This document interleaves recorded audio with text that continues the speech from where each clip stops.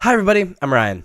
Today we're going to look at Red-Green Initiative in Legacy, which is one of the new initiative decks that have popped out since the bannings a few months ago. It's a very all-in deck that focuses on the initiative mechanic, but also of just casting very powerful red and green spells as early as turn 2. Actually, as early as turn 1 with the best hands. Let's jump into it. So this is my version of Red-Green Initiative. It plays a lot of the initiative cards and double mana lands like Ancient Tomb and City of Traders. But also because this deck is meant to win on just casting one or two of our very powerful cards, we're playing 4 Cavern of Souls, a Taiga, 1 of each basic land, and 3 Wooded Foothills. Now this deck can be split into a couple different categories, and I'm going to do that really quick.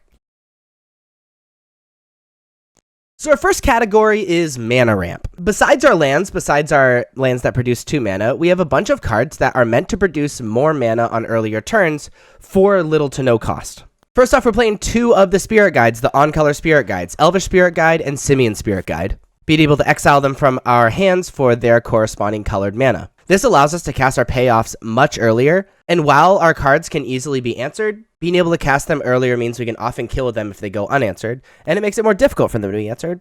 We're also playing 3 Chrome Mox, where we can exile a non-artifact, non-land card from our hand, and then be able to tap Mo Chrome Mox for the exiled card's colors. For the same reason, we're playing Elfish Spirit Guide and Simian Spirit Guide. The issue is the cost is a little bit higher because you 2-for-1 yourself with it, but you can tap for mana later on in the game. The second category is Disruption. Chalice of the Void is obviously great in any deck playing City of Traders and Ancient Tomb. Being able to play Chalice on 1 on your turn 1, and if you do that on the play, there's a lot of decks that just concede to it if they don't have Force of Will. We're playing 4 Fury, which actually very often in this deck we can just cast, and if they don't answer it, we have a 3/3 Double Striker very early in the game that gets things out of the way. And frankly, we're going to end up with cards in our hand that we either can't cast or don't want to cast. Fury, getting rid of Simian Spirit Guide we don't need the mana for, is very powerful.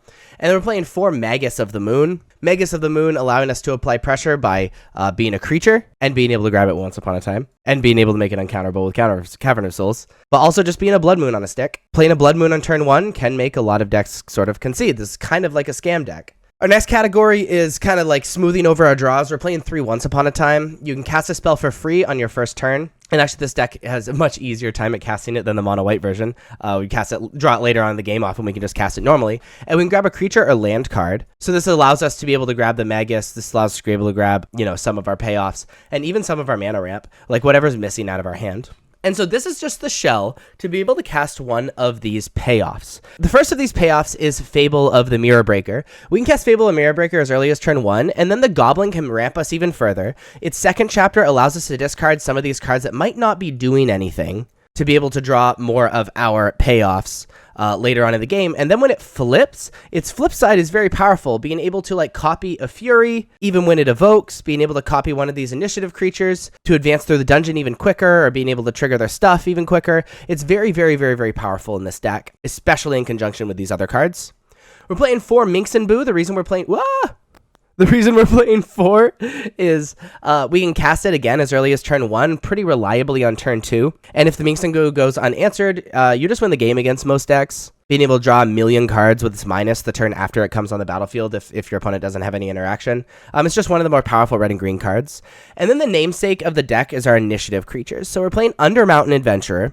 Undermountain Adventurer, 4 mana, 3/4 with Vigilance. When Undermountain Adventurer enters the battlefield, you take the initiative and you can tap it to add 2 green. If you completed a dungeon, add 6 green instead. That becomes relevant every few games. Sometimes the games go long and you just want to dump your hand on the battlefield. But really, we're playing this card as a initiative maker. Again, as we can cast it on turn 1, sometimes as early as very reliably on turn 2, like Minx and Boo. And we get the initiative, and when you cast these initiative cards that early, it's really difficult for your opponent to get the initiative back, even if they answer the creature. So that's what this deck is all about. Same thing as Caves of the Chaos Adventurer, which is a little bit of a better card than Undermountain Adventurer, though it dies to Lightning Bolt. If you get the initiative when you play it, and when it attacks, you can exile the top card of your library. If you've completed a dungeon, you play that card this turn without paying its mana cost. Otherwise, you can play the card this turn while paying its costs.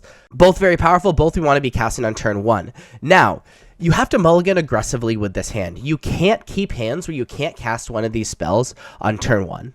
Especially 7s. And I don't think you can keep 6s without being able to cast one of these spells by turn 2. This deck really very heavily relies on being able to either lock our opponent out of their game with Magus, or casting these very powerful spells that they have a difficulty recovering from very early in the game. And that's pretty much the deck. As far as our sideboard goes, we just remember as like extra removal, Ley Line of the Void for extra graveyard hate. We're playing 2 Power Blasts, obviously, for the blue decks. There's, this deck can be kind of soft to Force of Will. We're playing 2 Collector Oof for these like artifact decks, like 8 Casts and like Painter.